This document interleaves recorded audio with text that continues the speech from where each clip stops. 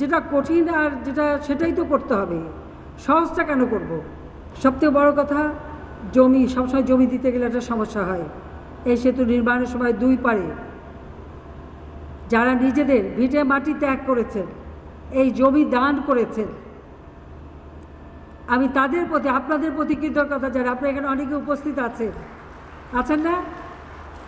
যারা জমি দিয়েছেন তারা আছেন এখানে? আপনারা দাঁড়াবেন, একটু দাঁড়ান। আমি জানি না আপনাদের প্রতি কৃতজ্ঞতা কীভাবে জানাবো। আপনাদের আমি আন্তরিক ধন্যবাদ জানাই। হ্যাঁ, আমরা পুনর্বাসন করেছি, সেটা বড় কথা না, কিন্তু আপনারা আপনাদের পিতামাতার সম্পত্তিও তুলে দিয়েছেন বিনা দ্বিধায় যে এই সেতু নির্মাণের জন্য। এই একটা সিদ্ধান্ত, আমি শুধু এটুকু বলতে চাই যে এই একটা সিদ্ধান্ত বাংলাদেশকে অন্তত সেই মর্যাদা দিয়েছে যে আগে যারা কথায় কথায় আমাদের উপর খবরদারি করত আর ভাবখানা ছিল যে এরা ছাড়া বাংলাদেশ চলতেই পারবে না, সেই মানসিকতাটা বদলে গেছে।